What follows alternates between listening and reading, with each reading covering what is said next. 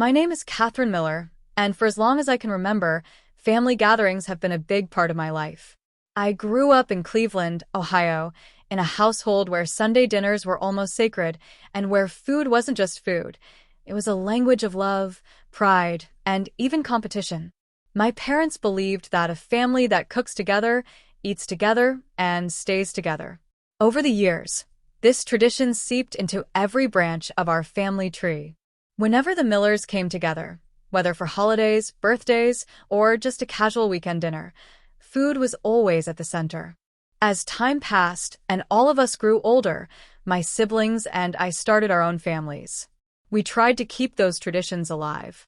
But life gets complicated: jobs, kids, responsibilities, moving to different cities.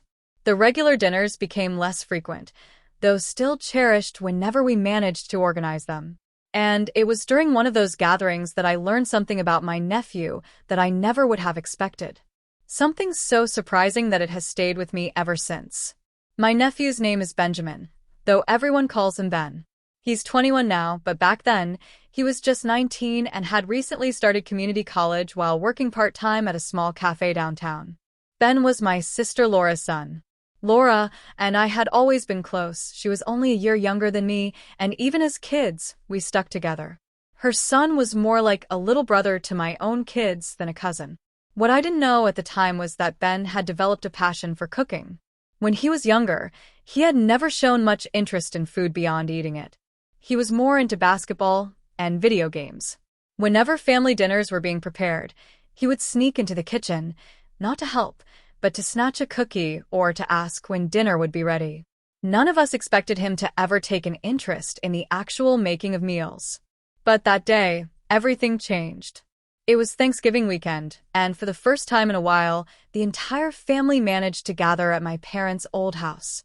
The air was filled with chatter, kids running around, uncles and aunts exchanging stories, and that wonderful aroma of roasted turkey, mashed potatoes, and all the trimmings. Laura and I were in the kitchen, orchestrating the usual chaos that comes with preparing a big meal for over a dozen people. The men were in the living room, arguing about football, and the kids were sprawled on the floor playing board games. That's when Ben walked in. "Aunt Catherine," he said with a grin. "Can I help with something?" Laura and I exchanged a surprised glance. He had never offered that before. I laughed. "Help? Don't you mean you're here to sneak food like you usually do?" "No, I mean it," he insisted.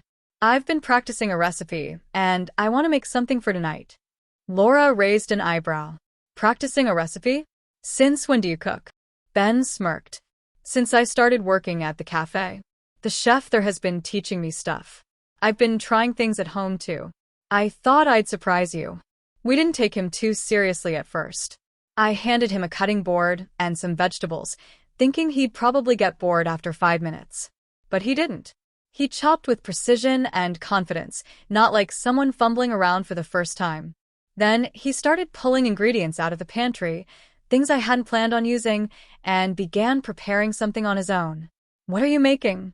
I asked. "You'll see," he replied with a playful wink. I'll admit, I wasn't entirely convinced. Cooking for yourself is one thing, but cooking for a big family gathering where everyone has expectations is another. Family dinners at our house had a reputation: homemade stuffing, perfectly baked pies, creamy casseroles, the kind of food that people looked forward to all year. And here was Ben, stepping into the middle of it, claiming he could add something new. As the hours went by, the kitchen filled with even more mouth-watering scents. Ben stayed focused, moving confidently between pots and pans, occasionally asking for a spice or a utensil. At one point, Laura whispered to me, "Do you think this is going to work out? What if he ruins it?" I shrugged. "Well, worst case, we just don't serve it. Best case, who knows? Maybe it'll be good." When dinner was finally served, the long dining table was filled with the usual dishes: turkey, gravy, cranberry sauce, mashed potatoes, cornbread, casseroles, green beans, and pies. And then, right in the middle of it all, sat Ben's creation. It was a golden brown dish I didn't immediately recognize. The aroma was rich, savory, and inviting. It looked like some kind of baked pasta with herbs sprinkled on top, but when he cut into it, I saw layers, cheese, vegetables, and a sauce that smelled heavenly. Everyone grew curious. "What's this?" Uncle Joe asked, peering at the dish. Ben smiled nervously. "It's a vegetable lasagna. I came up with my own twist on it." Now, in our family, turkey was the star of Thanksgiving. Lasagna wasn't exactly traditional, and vegetable lasagna at that? Some eyebrows were raised. But once people started serving themselves, the room grew quiet in that way it only does when everyone is too busy chewing to talk. I took my first bite, and my eyes widened. It was delicious. Not just good, amazing. The layers of roasted zucchini, eggplant, spinach, and ricotta blended perfectly with his homemade tomato basil sauce. The seasoning was balanced, the cheese melted just right, and the fresh herbs gave it a burst of flavor that made it stand out from anything else on the table. I looked at Ben in surprise. "Ben, this is incredible." Laura took a bite and gasped. "You made this?" "Yeah," Ben said, looking almost shy now. "I've been practicing for weeks. I wanted to surprise you." By then, the rest of the table was buzzing with compliments. Even my father, who was famously hard to please when it came to food, declared, "Now this is something special." The lasagna dish was wiped clean long before the turkey platter was. That was the night I realized my nephew had a real gift.